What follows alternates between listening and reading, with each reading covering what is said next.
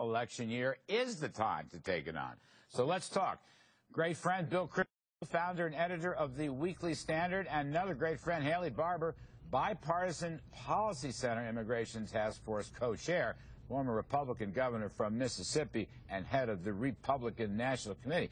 Bill Kristol, I heard, and I looked at you're against immigration reform. I was stunned at this news. You, a pro-growth Reagan guy who understands the beauty of big tents and coalition, I was absolutely stunned. More than that, I was wounded. So I must begin with you. Why are you opposed to this? I know it's a shock, Larry, but it's hard opposing you and Haley and Mike Bloomberg and Rupert Murdoch and Mark Zuckerberg and all the billionaires in America who want to import huge amounts of cheap labor right now when we're still coming out of a tough recession with extremely high long-term unemployment. But I'm not against immigration reform. I'm against the House moving with immigration reform this year in 2014 when they have very little leverage to insist on a good deal with a bad Senate-passed bill sitting there ready to sabotage or I think the House members in conference. So I think you'll get a much better bill next year where there's a Republican House and a Republican Senate. Well, Haley, all right, I think there's some wisdom there in what Bill's saying, but certainly there's pro-growth, what I call the low-hanging fruit, okay? Let's expand the H-1B visas. I call it the Brainiac visas. Let's let the foreign students who go to MIT and want to stay here and work, you know, the electrical engineers, let's let them do that. Let's let the kids of the undocumented families stay here and go to what schools they want to go to. To me, that would be reach out. It would also be very pro-growth for the American economy. Well, you know, Bill, I am in favor of immigration reform as a matter of policy. You've mentioned some of the things that are just so obvious, I don't know how anybody could be against them.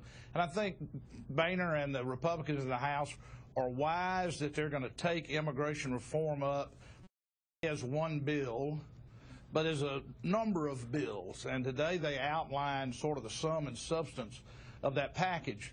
And two things jumped out at me about that. First, it is far better than the Senate bill. The Senate bill spends a lot of money on border security, but then says if it doesn't work, we'll have a commission. The House bill says we're going to secure the border, and that's going to trigger some of the reforms. And I think that is a very important thing. The American people, and look, I was in the Ronald Reagan White House in 1986. When we passed the last immigration reform bill, and the American people were told we're going to secure the border, and we didn't. And this time they need to know for certain we're going to secure the border. The other thing is, while I'm comfortable with a path to citizenship if the requirements are rigorous and stringent enough, but the House bill doesn't do that. It provides legalization of people that are here. Then we'll secure the border, and then we'll decide where to go from there. As I read the blueprint, they haven't got a real series of bills. Yeah. Wait. Look, I mean, Haley says we'll secure the border. I think if the House were the only body in Congress and there was no President Obama, they could pass such legislation. I would certainly support it. But the fact is, they're not going to end up with a bill that will provide the assurance that Haley just said is very reasonable, that voters ask be provided. They're going to have to compromise with the Senate Democrats, then with President Obama, and then President Obama gets to enforce the bill, i.e. he gets to not enforce the parts of the bill he doesn't like. So I think let's wait. As Speaker Boehner said, it's been a problem for 15 years. You know what? It can wait one more year. Yeah, but remember, first of all, there's 2 points, Bill. The issue of piecemeal. I mean, that's why I go to the brainiacs first, because to me, that's such an obvious thing. And we need electrical engineers, by the way. By the way, I would even argue with you regarding employment. Only 50% of Americans are working in this country. Most of them are retiring or they've left the labor force altogether. We're going to need some people at the lower wages. But putting that aside, according to Paul Ryan, who was on TV yesterday, he really picked up on Haley's point. You're not going to get any legality regarding these undocumented workers unless you can prove beyond a doubt that the border has been secured. It's not, so it's the not two the case. are tied together. They're not. They get legalized immediately. And then what the House Republicans, I think ridiculously, are now suggesting is they'll get unlegalized if the border security isn't good enough, which is a ridiculous proposal. I'm against that. It's actually unfair to people. You tell them they're legalized, then they lose their legal status because some bureaucrats aren't doing their job.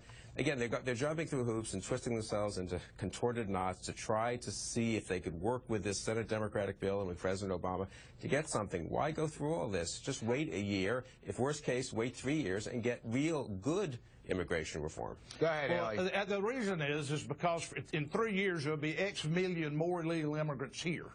The worst thing we have that we could have is the status quo. And I don't agree with that. The American people want to make sure that the border's secure and that we enforce our visas. Remember, 40% of the people here illegally didn't enter illegally across the border. They came on a visa and overstayed it.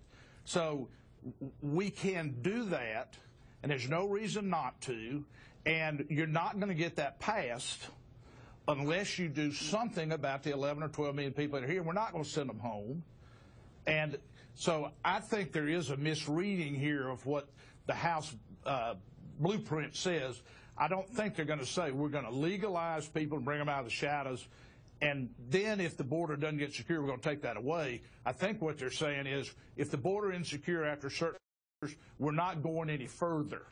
We're not going to let people get green cards after 10 years, which of course is what the Senate bill says, or so people 13 years for the other. So people start to walk out of the shadows, and then someone in the White House says, "Stop! You can't move further anymore because the bureaucrats aren't doing their job." It's just impractical. I think you misunderstood what I said. That they will let people be legalized, come out of the shadows, as you put it, but they won't go further than that until the border's secure. Let me ask Bill Kristol. It's an important question. It's a political question. There is an argument that the immigrants are to the left, that they're welfarist, that they like big government, that they like Obamacare, that polls show they will vote heavily Democratic. Now, is that part of your calculation? Do you buy into that political logic? No, because Haley's right. None of the bills makes them citizens for like 10 years. I buy into the logic that you can't get a good deal with this Democratic Senate and this Democratic president. You can't trust this president to enforce the bill. You can do a much better bill next year or 3 years from now. And I do think there's a serious argument about, with high employment, high long-term unemployment, this bill increases legal immigration for lower-skilled workers. It doubles it. Is that really a wise thing to do at this point?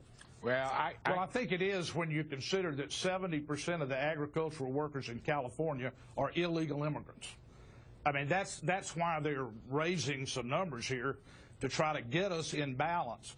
But I do want to say something political. I don't think the reason to do this is political. But if the Republicans pass a bill out of the House that secures the borders and makes people sign something that they've committed, they came into the country illegally, paid a fine, and go on with the other things that they will have to do, learn English, whatever, I think a lot of people on our side will say, I like that. That's what we ought to do. And all of a sudden the Democrats are sitting where Dick Durbin was on TV saying, well, we're not going to consider it if they don't have a path to citizenship. Right. I think most of the people in the United States who are here illegally, they don't care about being citizens. They want to get out of the shadows. I'm here legally. I'm not in the shadows. I'm completely documented, I think. Bill Kristol, thank you very much. Haley Barbour, thank you. I just want to say, gentlemen, both of you, please don't forget the Brainiac aspect of this. It is so important. The H-1B visas, the students who go to good colleges, they want to stay here. Let them stay here. All right, gentlemen, thank you. Appreciate it. Now, folks, the wheels keep coming off for Obamacare. The labor unions who fought so hard to get the health care law passed are